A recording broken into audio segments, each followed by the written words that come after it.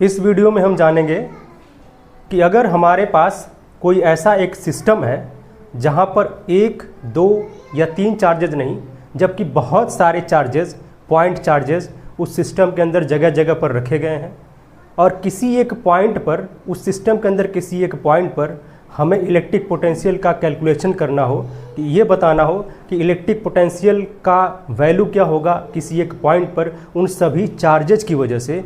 तो आज हम इसी चीज़ को यहाँ पर इसके लिए फार्मूला डिराइव करेंगे पोटेंशियल के लिए, जो सभी चार्जेज की वजह से होगा। बहुत सारे चार्ज होंगे और जिनको हम गिन सकते हैं, पॉइंट चार्जेज होंगे, उन सब की वजह से हम इलेक्ट्रिक पोटेंशियल किसी एक पॉइंट पर यहाँ पर कैलकुलेट करेंगे, उसके लिए फार्मूला डिराइव करेंगे। तो सबसे पहले सिस्टम ही बना लेते हैं जहाँ पर बहुत सारे चार्जेज हैं। एक सिस्टम अपना ऐसे बनेगा, सपोज कर लेते हैं कि ये एक पॉइंट है जहाँ पर एक पॉइंट चार्ज रखा गया Q1, और ऐसे ही सिमिलरली ये दूसरा पॉइंट है जहाँ पर दूसरा पॉइंट चार्ज Q2 रखा गया है।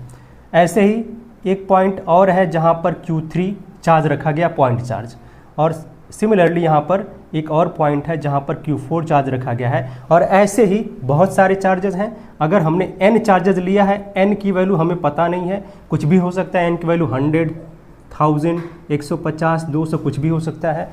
अगर हमने एक nवां चार्ज है जो यहाँ पर लिया हुआ है, तो ये सब एक सिस्टम बन गया। ये क्या हुआ कि एक जो है चार्ज का सिस्टम बन गया, सिस्टम ऑफ चार्ज हो गया। ठीक है, पूरा एक सिस्टम है जहाँ पर 1-2 चार्जेस नहीं है, बहुत सारे चार्जेस हैं और उनका एक सिस्टम है। इस सिस्टम की वजह से किसी एक पॉइंट पर इलेक्ट्रिक पोटेंशियल का कैलकुलेशन करना, यही हमारा टारगेट है। इस पूरे डिस्कशन का यही टारगेट है। अब हमें एक क्या करना है, यहीं पर एक पॉइंट लेना होगा इसी सिस्टम के अंदर, चाहे जहाँ ले सकते हैं। एक पॉइंट सपोज दैट हम यहाँ लेते हैं और इस पॉइंट को P सपोज करते हैं। ठीक है, अब क्या करेंगे, इस P पॉइंट से, P पॉइंट पर हमें इलेक्ट्रिक पोटेंशियल पता करना है, यानी V की वैल्यू हमें यहाँ पर फाइंड करनी है। लेकिन हम कैसे इसको पता करेंगे, कैसे कैलकुलेट करेंगे, क्योंकि हमें तो फार्मूला सिर्फ ये पता है कि भाई अगर कोई पॉइंट चार्ज है तो उस पॉइंट चार्ज की वजह से किसी एक पॉइंट पर जो पोटेंशियल होगा उसके लिए फार्मूला पता है। लेकिन ढेर सारे चार्जेस हैं। अब क्या करेंगे, अब हम बारी बारी से सभी चार्जेज की वजह से इलेक्ट्रिक पोटेंशियल कैलकुलेट करेंगे और सबको ऐड कर देंगे, क्योंकि ये वेक्टर क्वांटिटी तो है नहीं। ये जो V है पोटेंशियल, ये वेक्टर क्वांटिटी नहीं है, स्केलर क्वांटिटी है। इसको सिंपली जैसे एल्जेब्रिकली ऐड करते हैं नंबर को, वैसे ही सिंपली जो है इसको ऐड किया जाएगा। एल्जेब्रिक सम होगा यहाँ पर। जो भी पॉइंट चार्जेज की वजह से पोटेंशियल्स आ रहे हैं उनका क्या करना होगा, उनका एल्जेब्रिक सम निकालेंगे और यही होगा टोटल पोटेंशियल इस पॉइंट P पर। तो सबसे पहले ये ज़रूरी है कि इस पॉइंट P से सारे जो चार्जेज हैं उनकी डिस्टेंस पता कर लिया जाए, तभी हम पॉइंट चार्ज का फॉर्मूला लगाएंगे, पॉइंट वाला जो फॉर्मूला है वो लगाएंगे और अलग अलग पोटेंशियल आएगा। तो सपोज दैट ये पॉइंट P से जो Q1 है वो R1 डिस्टेंस पर है।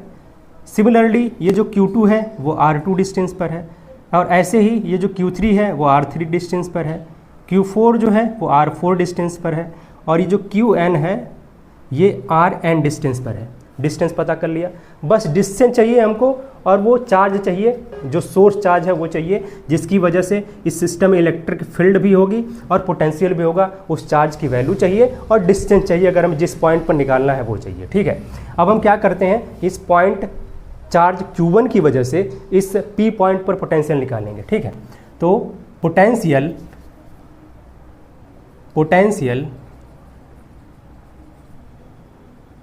Eight P due to Q1, इस Q1 चार्ज की वजह से जो छोटा सा चार्ज है पॉइंट चार्ज, उसकी वजह से जो पोटेंशियल होगा उसको V1 सपोज कर लेते हैं। और ये जो V1 है वो होगा कितना, पॉइंट चार्ज का फॉर्मूला यहाँ लगाते हैं 1/4πε0, और जो चार्ज है उसकी वैल्यू लिखेंगे, Q1 लिखेंगे, और जो डिस्टेंस है उसको लिखा जाएगा R1, हमने सपोज करके पहले से रखा हुआ है। इक्वेशन नंबर फर्स्ट हो गया। सिमिलरली पोटेंशियल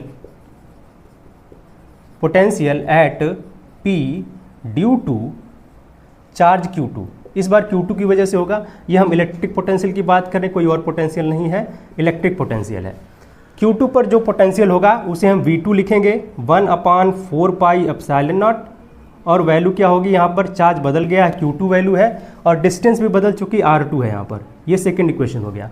सिमिलरली इस चार्ज Q3 की वजह से इस पॉइंट P पर जो पोटेंशियल होगा वो क्या होगा, Q3 = 1/4πε0, चार्ज जो अपना Q3 होगा और डिस्टेंस भी बदल जाएगी, r3 हो जाएगी। ये क्वेश्चन नंबर 3 हो गया।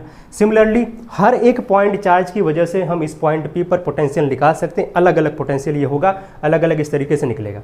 अब क्या करना है, टोटल पोटेंशियल। हमें पता है कि ये जो पोटेंशियल है, इलेक्ट्रिक पोटेंशियल, वो एक स्केलर क्वांटिटी है, और अगर ये स्केलर क्वांटिटी है तो किसी एक पॉइंट पर सभी चार्जेज की वजह से जो इलेक्ट्रिक पोटेंशियल आया हुआ है उसको सबको जोड़ देंगे तो ये टोटल पोटेंशियल आएगा। मतलब V1 plus V2 plus V3 और फिर डॉट डॉट करके क्या करना होगा, Vn चार्ज की वजह से जो भी पोटेंशियल होगा उसको भी लिखना पड़ेगा। हमने यहाँ Vn नहीं लिखा है, लेकिन Vn को भी हमें क्या करना होगा, यहाँ दिखाना होगा 1/4 पाई एप्सिलॉन नॉट, और जो चार्ज है एनवा वाला चार्ज वो Q1 है, डिस्टेंस इसकी है Rn, ये है। इक्वेशन नंबर 4 सपोज कर लेते हैं। उसके बाद इन सबको जोड़ देंगे, सबको ये वैल्यू जो V1 V2 V3 की है सबको ऐड कर देंगे, और ये वैल्यू जो आएगी यहाँ पर 1/4 पाई एप्सिलॉन नॉट हर जगह दिखाई दे रहा है। ये तो फॉर्मूले में है, ये कॉमन हो जाएगा, इसको कॉमन पहले ही ले लेते हैं। 1/4 पाई एप्सिलॉन नॉट, बड़ा सा ब्रैकेट लगाते हैं, और उसके बाद जो बचा हुआ है Q1/R1 है, Q1/R1 है। उसके बाद Q2 दूसरे चार्ज के लिए जो था Q2/R2 हो गया, फिर Q3 है अपॉन में R3 है तीसरे चार्ज की वजह से, और ऐसे ही सिमिलरली सबके लिए होगा। और लास्ट वाला लिख देते हैं Qn है जो nवा चार्ज जो है, और ये इसकी डिस्टेंस कितनी थी, Rn थी। बड़ा ब्रैकेट बंद हो गया। ये वैल्यू आई है पोटेंशियल की, ये वैल्यू आई है जो पॉइंट P पर होगा, और इन सभी चार्जेज की वजह से होगा। हमने अलग अलग पोटेंशियल निकाले हैं और सबको ऐड कर दिया है। एल्जेब्रिक सम होगा ये, और इसको हमें क्या करना है भाई, कुछ भी हमें वेक्टर नहीं देखना कि इसकी डायरेक्शन कहाँ जा रही है, नेगेटिव हो रहा है कि पॉजिटिव हो रहा है। जो वैल्यू है उसको हम डायरेक्टली सम कर देंगे, जोड़ देंगे, ऐड कर देंगे, और हमें टोटल पोटेंशियल मिल जाएगा। बहुत ही आसान तरीका है कि सिस्टम ऑफ चार्जेज की वजह से किसी एक पॉइंट पर पोटेंशियल की वैल्यू, इलेक्ट्रिक पोटेंशियल की वैल्यू कैसे निकालेंगे, सबको जोड़ देंगे। सारे चार्जेज की वजह से जो पोटेंशियल अलग अलग आए हैं, इंडिविजुअल पोटेंशियल कह सकते हैं आप उसको, सबको जोड़ेंगे तो ये टोटल पोटेंशियल है वो आ जाएगा। अब इसको समझने के लिए हमारे पास पॉइंट चार्ज की वजह से जो पोटेंशियल है उसके लिए फार्मूला यही सब था, इंडिविजुअल वाला। अब हम इसको यूज़ करके कुछ क्वेश्चन करते हैं ताकि ये समझ में आए कि सिस्टम ऑफ चार्जेस की वजह से जो पोटेंशियल होता है उसका जो फार्मूला निकला है वो कैसे अप्लाई होता है, इस चीज़ को समझते हैं। एक क्वेश्चन है जिसमें हमें फिगर दिया गया है, पहले फिगर उसको बना लेते हैं। फिगर कुछ ऐसे दिया गया है कि दो पॉइंट हैं A और B। इस A पॉइंट पर प्लस Q चार्ज रखा गया है, इस B पॉइंट पर माइनस Q चार्ज रखा गया है, और एक पॉइंट यहाँ इनके बिल्कुल मिड में है, मध्य में है, C जिसे कहेंगे। और उसके बाद जो BC की डिस्टेंस है उतनी डिस्टेंस पर एक पॉइंट D है, ये पॉइंट D है। और ये जो AB है उसकी लेंथ दिया गया है 2L, ठीक है। और हमने कहा कि जो BC है उतना ही ये भी है, और C जो है AB के मिड में है। इसका मतलब ये जो डिस्टेंस होगा वो L के बराबर होगा, ठीक है। L क्या है, सपोज दैट L कोई लेंथ है, और वो जो है इसकी वैल्यू दी नहीं गई है, इसको L के फॉर्म में ही लिखना होगा, इतनी वैल्यू है। और क्या किया गया है, यहाँ पर एक पाथ बनाया गया है, ठीक है, रास्ता बनाया गया है। रास्ता कैसे बनाया गया है, इस B को सेंटर मानते हुए एक सेमी सर्कल यहाँ पर ड्रॉ किया गया है। इस तरीके से सेमी सर्कल ड्रॉ करने के बाद ये कहा जा रहा है कि अगर हमें किसी पॉइंट चार्ज को, ठीक है, कोई पॉइंट चार्ज है, पहले से यहाँ पर ऑलरेडी यहाँ प्लस Q है और यहाँ माइनस Q है A और B पॉइंट पर, लेकिन एक चार्ज और है और उसको हम प्लस Q ले लेते हैं, और इसको हम इस रास्ते पर लेकर के जा रहे हैं C से D तक, ठीक है। क्या है ये, प्लस Q चार्ज है, उसको ऐसे घुमा करके यहाँ D पर लेकर के जा रहे हैं, और ये पॉइंट R दिया गया है। मतलब ये पाथ बताया गया कि CRD जो पाथ है उससे हम ये जो प्लस Q चार्ज है कैपिटल Q उसको लेकर के यहाँ से यहाँ जा रहे हैं। कितना वर्क डन करना पड़ेगा, काम कितना करना पड़ेगा हमें, ये पूछा गया है, काम कितना करना पड़ेगा। देखें, जो वर्क डन है किसी चार्ज को यहाँ से वहाँ ट्रांसफ़र करने का, उससे तो रिलेटेड होता है अपना पोटेंशियल उसी से रिलेटेड होता है, उसी से आया हुआ है। जो पोटेंशियल की डेफिनेशन आती है, जो क्वांटिटेटिव वैल्यू आती है पोटेंशियल की, ये बिल्कुल वर्क डन से ही आती है कि किसी एक यूनिट चार्ज को किसी एक पॉइंट से दूसरे पॉइंट तक लेकर के जाने में जो काम करना पड़ता है उसे ही कहते हैं पोटेंशियल डिफरेंस। अगर वो पॉइंट एक जो है इन्फिनिटी पर ले लिया जाए तो वो पोटेंशियल डिफरेंस जो है पोटेंशियल में बदल जाता है, ये हम जानते हैं। मतलब हम ये जानते हैं कि V बराबर क्या होता है, W, और अपान में जिस चार्ज को लेकर के आ जा रहे हैं, जिसको हम ट्रांसफ़र कर रहे हैं, सपोज दैट इस केस में यहाँ Q है तो मतलब Q हो जाएगा, ठीक है। अगर हमें वर्क डन यहीं से निकालना है, क्या करना होगा, W बराबर में यहाँ पर Q पहले आ जाएगा और V आ जाएगा। ठीक है, ये वैल्यू, ये हमारे लिए फार्मूला बन गया कि अगर W निकालना है तो यही हमें फार्मूला यूज़ करना पड़ेगा। लेकिन बात ये है कि यहाँ पर हमें Q तो पता है क्योंकि वैल्यू दी नहीं गई है, लेकिन ये दिया गया कि कैपिटल Q ही है और पॉजिटिव नेचर का है। यहाँ पर V अगर हमें पता चल जाए, पोटेंशियल पता चल जाए कि कितना पोटेंशियल का डिफरेंस हो रहा है। ठीक है, अगर V इसको ना लिखें, इसको सीधा लिखने का मतलब ये है कि डेल्टा V लिखें, क्योंकि हमें यहाँ पर पोटेंशियल डिफरेंस निकालना पड़ेगा। ठीक है, तो डेल्टा V की अगर वैल्यू पता चल जाए तो हम Q के साथ उसको मल्टीप्लाई करेंगे और वर्क डन आ जाएगा हमारे पास, उतना जूल वर्क डन आएगा। बस यही टारगेट है हमारा कि भाई C और D के बीच में जो पोटेंशियल डिफरेंस है उसको निकाल लिया जाए।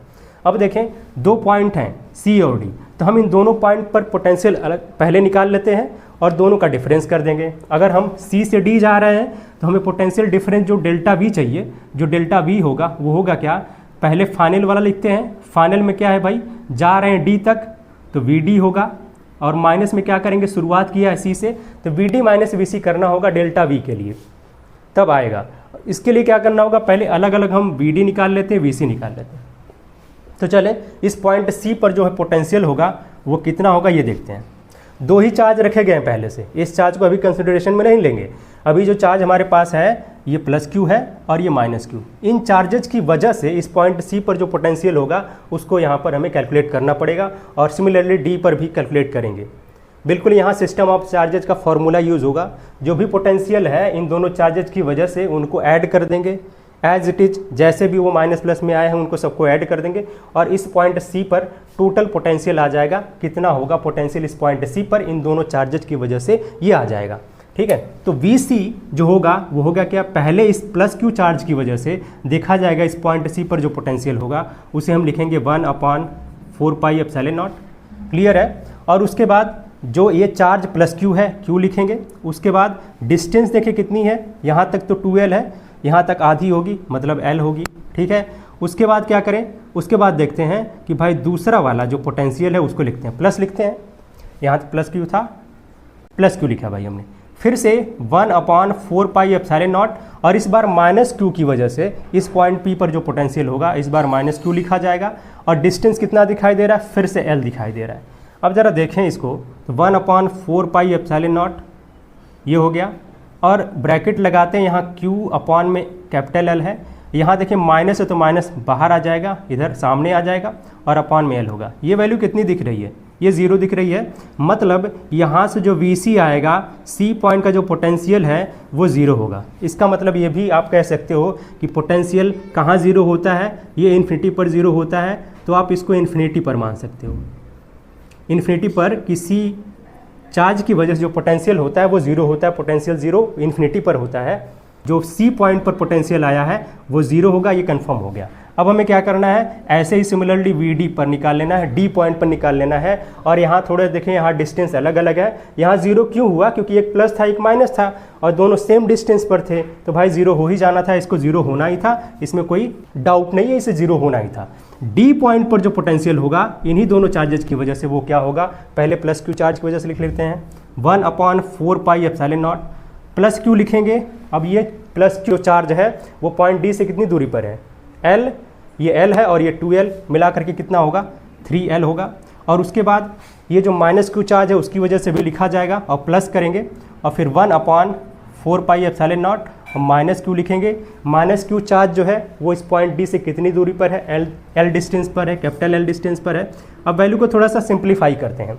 ये जो 1/4 पाई एप्सिलॉन नॉट है इसको हम कॉमन ले लेते हैं, और उसके बाद Q भी कॉमन है तो Q को कॉमन ले लेते हैं, ऊपर में ही Q को कॉमन ले लेते हैं, Q कॉमन हो गया। और साथ में हमें L भी कॉमन दिख रहा है यहाँ से, तो क्यों ना हम L को भी कॉमन ले लें। ब्रैकेट बनाते हैं, जो बची हुई चीज़ें हैं उसको लिखते हैं। क्या बचा है यहाँ पर, 1/3 बचा है, यहाँ ये माइनस सामने आ जाएगा और 1/1 बचेगा। अब Q अपॉन में 4 पाई एप्सिलॉन नॉट, 1/3 में से 1 को सब्ट्रैक्ट करना है, यहाँ LCM होगा 3, यहाँ 3 से डिवाइड करेंगे तो जाएगा भैया कितनी बार में, 1 टाइम्स में जाएगा, और यहाँ 1 लिखेंगे, यहाँ होगा 3। ये वैल्यू आई है। अब हमें इसको जब सॉल्व करेंगे तो VD जो आएगा, D पॉइंट पर जो पोटेंशियल होगा वो क्या होगा, -2Q अपॉन में 4 पाई एप्सिलॉन नॉट अपॉन में ये क्या होगा, 3L भी था यहाँ पर, तो 3L होगा, ठीक है, 2/3L ये वैल्यू आएगी, यहाँ पर ये वैल्यू आएगी। तो VD हमारे पास मिल चुका है और VC ऑलरेडी 0 हो चुका है। दोनों पॉइंट का हमने पोटेंशियल निकाल लिया, पोटेंशियल डिफरेंस चाहिए हमें, मतलब क्या करना है कि VD में से VC को घटाना है, तब हमें डेल्टा V मिलेगा और फिर क्या करेंगे, इस कैपिटल Q से मल्टीप्लाई करेंगे। तो जो वर्क डन होगा, वर्क डन किस काम के लिए, जो पॉइंट C से D तक जाएंगे इस प्लस Q चार्ज को लेकर के, उसमें कितना वर्क करना पड़ेगा, हमें कितना काम करना पड़ेगा, ये कैसे होगा, W बराबर में Q होगा और फिर ये जो पोटेंशियल डिफरेंस है उसको लिखा जाएगा, Q जो है उसे लिखेंगे ऐसे ही, और फिर क्या होगा, जो डेल्टा V है उसके लिए क्या करेंगे, D है उसमें से VC घटा देंगे, C तो 0 है यहाँ से, मतलब होगा क्या, ये जो वैल्यू आएगी Q इंटू VD आएगी। तो जो VD की वैल्यू आए उसके साथ Q को मल्टीप्लाई कर देते हैं और ये माइनस आएगा -2Q और कैपिटल Q आएगा नीचे में 4 पाई एप्सिलॉन नॉट इंटू में क्या आएगा 3L आएगा, ये वैल्यू आई है। तो ये हुआ वर्क डन, ठीक है। तो यानी कि वर्क डन जो आएगा वो कितना आ गया भाई, यहाँ पर थोड़ा सा इसको बैलेंस करके लिखें कि 1 माइनस में आएगा 1/4 पाई एप्सिलॉन नॉट, और ये जो 2Q ये सब है इसको अलग कर लेते हैं, ऐसे कर लेते हैं और नीचे में 3L लिख देते हैं, ये वैल्यू अब सही है। इतना जूल, ठीक है, ये जो वर्क डन आया है इतना जूल काम करना पड़ेगा हमें अगर C से लेकर के D तक जाना है तो, ठीक है। अब ये इस पाथ पर डिपेंड नहीं करेगा कि भाई ऐसे लेकर के जा, सेमी सर्कल के फॉर्म में इस सेमी सर्कल वाले रास्ते पर लेकर के जा रहे हो तो इतना काम करना पड़ेगा, अगर हम दूसरा रास्ता चूज करते हैं तो कितना काम करना पड़ेगा, क्योंकि जो पोटेंशियल है वो पाथ पर डिपेंड नहीं करता है, सिर्फ फाइनल और इनिशियल पॉइंट पर डिपेंड करता है, पाथ पर डिपेंड करता ही नहीं है। अगर हमने यहीं पर कोई बड़ा सेमी सर्कल बनाया होता, ऐसे लेकर के गए होते इसको, तब भी उतना ही काम करना पड़ता, घबराने की कोई ज़रूरत नहीं। और ऐसे लेकर के गए होते, ऐसे घुमा फिरा के कैसे लेकर के, तब भी उतना ही काम करना पड़ेगा, क्योंकि ये डिपेंड करता ही नहीं पोटेंशियल कि भाई किस पाथ पर किस रास्ते से जा रहे हैं और आ रहे हैं, इस पर डिपेंड नहीं करता है। सिर्फ ये डिपेंड करता है कि फाइनल पॉइंट का पोटेंशियल क्या है और इनिशियल पॉइंट का पोटेंशियल क्या है, कि जहाँ से हम किसी चार्ज को ट्रांसफ़र कर रहे हैं, ले करके जा रहे हैं। तो ये समझ में आया। ये पहला क्वेश्चन था कि भाई हमने दो चार्जेज की वजह से जो पोटेंशियल था पहले कैलकुलेट कर लिया, उस पोटेंशियल को हमने यूज़ किया है वर्क डन निकालने में, जो हम जानते हैं होता क्या है, Q इंटू डेल्टा V होता है, जो चार्ज होता है जिसको ले करके जाना है, ट्रांसफ़र करना है, और उसके साथ हम पोटेंशियल डिफरेंस को मल्टीप्लाई करते हैं, ये आता है हमारे पास वर्क डन। तो फाइनली आंसर आ गया हमारे पास। एक और क्वेश्चन देखते हैं। दूसरा क्वेश्चन कुछ ऐसे दिया गया है कि हमारे पास एक इलेक्ट्रिक फील्ड लाइन्स दी गई हैं, और इलेक्ट्रिक फील्ड ये जो दिया गया है वो यूनिफॉर्म इलेक्ट्रिक फील्ड है, क्योंकि इलेक्ट्रिक फील्ड लाइंस के बीच में देख रहे हैं स्पेस बराबर है, यहाँ भी बराबर है, यहाँ भी बराबर है, जितनी भी इलेक्ट्रिक फील्ड लाइंस हैं उनके बीच में जो स्पेस है वो बराबर है, स्पेसिंग सेम स्पेसिंग है। इसका मतलब ये यूनिफॉर्म इलेक्ट्रिक फील्ड है। क्या है?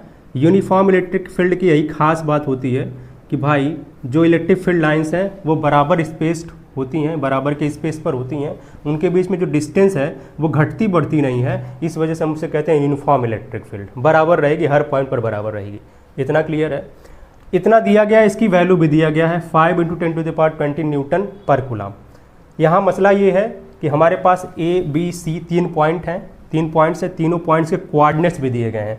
इस पॉइंट A का कोऑर्डिनेट है 6,0, मतलब ये x एक्सिस पर है और x की वैल्यू 6 है, y की वैल्यू 0 है यहाँ पर। B पॉइंट है, इसका जो कोऑर्डिनेट है वो दिया गया है 2,3, और C जो पॉइंट है उसका कोऑर्डिनेट दिया गया है 2,0। तीनों पॉइंट्स के कोऑर्डिनेट्स दिए गए हैं।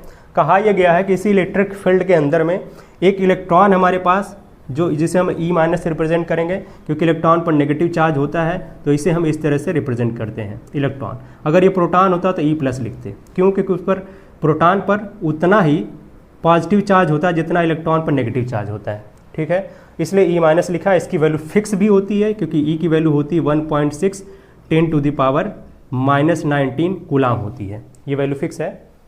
अब यहाँ इस क्वेश्चन में पूछा जा रहा है कि इलेक्ट्रॉन को पॉइंट A से पहले B तक लेकर के जा रहे हैं, ऐसे एरो बना हुआ है, फिर B से C तक लेकर के जा रहे हैं, तो टोटल कितना काम करना पड़ेगा, कितना वर्क डन होगा, इस इलेक्ट्रॉन के ट्रांसफ़र में कितना वर्क डन करना पड़ेगा, ये हमें फाइंड करना है, ये पता करना है। तो हमारा अप्रोच क्या रहेगा? पहले हम बिल्कुल ये जो वर्क डन का फार्मूला है वहाँ पर जाएंगे। हमें पता है कि V बराबर क्या होता है, W/ जिस चार्ज को लेकर के जा रहे हैं उस चार्ज को हम डिवाइड कर देते हैं। तो W कितना आएगा? Q0 × V आएगा। और संयोग से जो Q नॉट है यहाँ पर वो इलेक्ट्रॉन ही है, तो इसकी वैल्यू E ले लेंगे, इसकी वैल्यू फिक्स भी है 1.6 10⁻⁻19 कूलम, ये वैल्यू आ गई। अब हमें यहाँ मसला ये है कि Q की वैल्यू तो फिक्स है, E की वैल्यू दी गई है, हमें V पता करना है किसी तरीके से इन दोनों पॉइंट्स के बीच में, क्योंकि A से B लेकर के जा रहे हैं, B से C तक लेकर के जा रहे हैं, और हमको ये भी पता है कि पोटेंशियल जो है वो पाथ पर डिपेंड करता ही नहीं है, सिर्फ फाइनल और इनिशियल पॉइंट पर डिपेंड करता है। फाइनल और इनिशियल पॉइंट के पोटेंशियल निकाल करके अगर हम डिफरेंस ले लेते हैं, घटा देते हैं, तो वही पोटेंशियल डिफरेंस होगा, उसी की ज़रूरत है, हमें पाथ पर ध्यान देना ही नहीं है। पाथ तो बस केवल बहकाने के लिए, यहाँ पर डिस्टर्ब करने के लिए दिया गया है, सिर्फ हमें फाइनल और इनिशियल पॉइंट को देखना है, उस पर पोटेंशियल कितने हैं। और V अगर पता चल जाएगा तो इसके साथ हम Q से मल्टीप्लाई कर देंगे, Q हमारे लिए E की वैल्यू है, ये हमारे लिए Q की वैल्यू क्या है, यहाँ Q नॉट की वैल्यू E है। V पता करना है हमें, 2 पॉइंट है हमारे पास, लेकिन ये भी हमारे पास कैसे पता चलेगा, अगर डिस्टेंस वगैरह कुछ दिया होता, कोई चार्ज दिया रहता पॉइंट चार्ज की वजह से तो निकालते, लेकिन पॉइंट चार्ज वगैरह कुछ नहीं दिया है, लेकिन ये दिया हुआ कि इलेक्ट्रिक फील्ड की जो स्ट्रेंथ है वो 5 × 10⁻20 न्यूटन कूलम है, इतना दिया गया है। तो हमें ये भी पता है कि अपना जो E होता है वो क्या होता है, -dV/dr होता है। मतलब अगर हम इसको डेरिवेटिव है इसके रूप में ना लिखें, इसके फॉर्म में ना लिखें, तो हमारे पास जो E होगा वो क्या होगा, V/ में जो डिस्टेंस है, सपोज दैट D सपोज कर लेते हैं, ठीक है, कि अगर किसी इलेक्ट्रिक फील्ड के अंदर में मान लिया इलेक्ट्रिक फील्ड है, यूनिफॉर्म इलेक्ट्रिक फील्ड है, 2 पॉइंट हैं A और B, इनके बीच की डिस्टेंस सपोज दैट D है, तो यहाँ जो इलेक्ट्रिक फील्ड होगा वो V/, इन दोनों के बीच का पोटेंशियल सपोज दैट V है, तो जो E होगा इलेक्ट्रिक फील्ड जो वैल्यू हो उसकी वैल्यू होगी तो V/d होगी। इतना क्लियर है। तो E = V/d, यहाँ से क्या कर सकते हैं, V की वैल्यू निकाल सकते हैं, क्या होगा, इलेक्ट्रिक फील्ड में हमें क्या करना पड़ेगा, D से यानी डिस्टेंस से मल्टीप्लाई करना पड़ेगा, और ये डिस्टेंस कहाँ मिलेगी, हमें यहाँ मिलेगी, दोनों पॉइंट के बीच की जो डिस्टेंस है वो यहाँ से मिलेगी, और संयोग से दोनों क्या है, हॉरिजॉन्टल पॉइंट है, हॉरिजॉन्टल लाइन पर है। हमें तो क्या करना पड़ेगा, यहाँ पर हमें ऐसा नहीं कि 2 पॉइंट हैं, दोनों पॉइंट के बीच का जो डिस्टेंस होता है उसके लिए x2 - x1 का होल स्क्वायर करते, फिर y2 - y1 का होल स्क्वायर करते, फिर निकालते, ऐसा नहीं करना है हमें, क्योंकि ये हॉरिजॉन्टल है, यहाँ पर y वाला कंपोनेंट 0 है, तो सिंपली हम क्या करेंगे, जो d निकालेंगे वो क्या आएगा, इस 6 में से 2 को घटा देंगे, आएगा 4, ठीक है, 4 आएगा, 4 आएगा यहाँ पर, और 4 जब आ गया तो इसके साथ इसको मल्टीप्लाई कर दिया जाएगा, और ये जो 4 है ये इसके साथ मल्टीप्लाई करेंगे E के साथ, तो पोटेंशियल आ जाएगा। तो पोटेंशियल निकालने के लिए हमारे पास क्या करना होगा, हमें Q नॉट तो हमें लिखा है, Q नॉट की जगह क्या करते हैं, सीधा E लिख देते हैं, और जो V दिखाई दे रहा है उसकी जगह क्या लिखेंगे, E × D लिखेंगे, ठीक है, E × में क्या करेंगे, D लिखेंगे। ये वैल्यू आई है E की वैल्यू, और ये जो कैपिटल E है उसकी वैल्यू गिवन है, कितना है, उसकी वैल्यू तो गिवन है, तो यहाँ सारी वैल्यूज अब लिख देते हैं, क्योंकि सब कुछ हमें पता है यहाँ पर है। अब W = यहाँ से निकलने जा रहा है, E की वैल्यू है 1.6 10⁻⁻19 है, उसके बाद E की वैल्यू है 5 × 10⁻20 न्यूटन पर कूलम है, D की वैल्यू जो आई है वो अभी 4 आई है, ठीक है।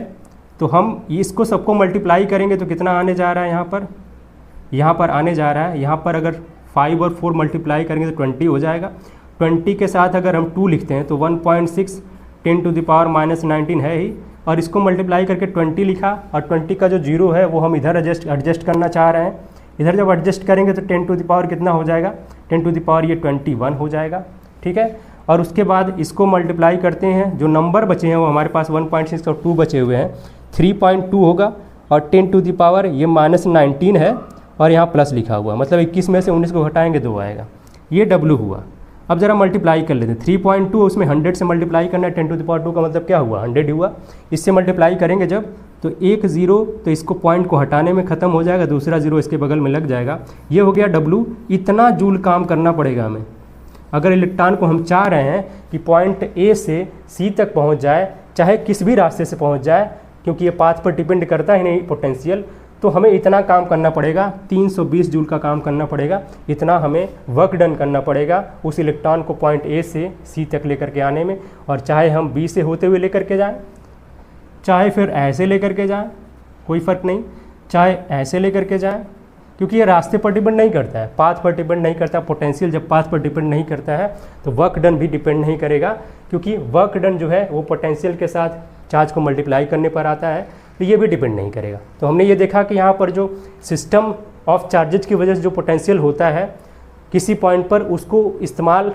कैसे करना है, क्वेश्चन थोड़ा सा अलग दे सकता है कि हाँ भाई थोड़ा बहुत उसमें जो है अलग अलग कॉन्सेप्ट दे सकते हैं, अलग अलग फॉर्मूले यूज़ करने के लिए दिया जा सकता है, लेकिन फाइनली जो कोर कॉन्सेप्ट है इसका वो यही है, पोटेंशियल डिफरेंस निकालना है। तो जिस पॉइंट के बीच में पोटेंशियल डिफरेंस निकालना है उस पॉइंट पर पोटेंशियल निकाल लेते हैं। अगर एक चार्ज है तो एक चार्ज की वजह से, अगर सिस्टम ऑफ चार्जेज है तो उन चार्जेस सभी चार्जेज की वजह से अलग अलग पॉइंट पर पोटेंशियल निकालते हैं और फिर दोनों को डिफरेंस कर लेते हैं, दोनों का घटाना कर लेते हैं, दोनों को घटा लेते हैं और यही होता है हमारा पोटेंशियल डिफरेंस। और वो पोटेंशियल डिफरेंस यहाँ पर W निकालने में काम आता है, W बराबर में Q और इंटू V पोटेंशियल डिफरेंस। ठीक है, मतलब हमें इतना पोटेंशियल डिफरेंस में लेकर के जाना है किसी चार्ज को, तो इतना काम करना पड़ेगा, W बराबर में Q इंटू V, और ये जूल में आएगा। तो हमने आज ये सिस्टम ऑफ चार्जेज की वजह से जो पोटेंशियल का वैल्यू होता है, जो फॉर्मूला होता है, उसको डिराइव करके देखा हमने और बहुत ही आसानी से हमने देखा कि कैसे इसको जो है क्वेश्चन में अप्लाई करते हैं। क्वेश्चन में हो सकता है कि दूसरे फार्मूला को भी यहाँ पर अप्लाई करना पड़े, लेकिन आसान तब हो जाता है जब हम बेसिक्स जानते हैं। जैसे हमारे पास हमें ये पता है कि W बराबर क्या होता है, या फिर अगर W बराबर में Q इंटू V होता है, या फिर अगर ये याद भी ना रहे, अगर V याद है कि V बराबर में W अपान Q होता है तो W निकाल सकते हैं यहाँ से। एक फार्मूला बहुत इंपॉर्टेंट हमने यूज़ किया था, E equals to minus dV upon dr। इस dV अपॉन dr को कहते हैं पोटेंशियल ग्रेडियंट, और माइनस लगा हुआ है, मतलब जो इलेक्ट्रिक फील्ड होता है वो माइनस ऑफ पोटेंशियल ग्रेडियंट होता है। अगर E equals to dV upon dr है तो E equals to V upon simply d लिख सकते हैं या फिर x लिख सकते हैं, जो डिस्टेंस है उनके बीच में, दो पॉइंट के बीच में।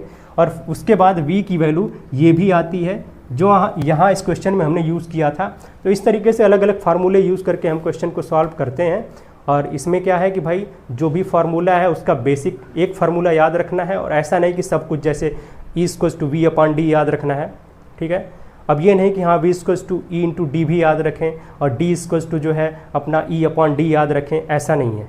सब कुछ याद करने की ज़रूरत नहीं, जो एक सिंपल याद रखें और बाकी जो फार्मूला उसको ट्रांसपोज करके, पक्षांतर करके हम इसको याद करने की ज़रूरत नहीं है, हमें जो है पक्षांतर करके वहाँ पर निकाल लेंगे। बस उस फार्मूले का राइट डाउन करना होगा, देखते ही पता चल जाएगा आपको फार्मूला कौन सा यूज़ हो रहा है। ठीक है, तो ऐसे हम क्या करते हैं कि भाई जो न्यूमेरिकल है उसके लिए अप्रोच करते हैं, जब हम सही कॉन्सेप्ट पढ़ते हैं और कैसे उसको अप्लाई करना है तो हम क्वेश्चन को आसानी से सॉल्व कर पाते हैं। तो यही पूरी स्ट्रेटजी हमको यूज़ करनी पड़ेगी। क्लास 12th में ऐसे ही हमें काम करना होगा, और क्योंकि बोर्ड का एग्ज़ाम है और 11th में जो गलतियां की है वो यहाँ 12th में नहीं करना है, इस बात को ध्यान रखना है। तो जो भी बेसिक है, जो बेसिक से पढ़ रहे हैं बच्चे, तो बेसिक से पढ़ रहे हैं तो वो आसानी से बिल्कुल हायर स्कोर जा सकते हैं। और अदरवाइज़ क्या होता है कि अगर जिसका बेसिक कमज़ोर होता है वो फिर अच्छे जो एडवांस क्वेश्चन, उसको तो बात ही छोड़ दीजिए, जो सिंपल क्वेश्चन उनको भी वो सॉल्व नहीं कर पाता है। ये था आज का पूरा डिस्कशन। हमने पूरा सिस्टम ऑफ चार्जेज की वजह से जो पोटेंशियल होता है उसके लिए पूरा फार्मूला डिराइव किया।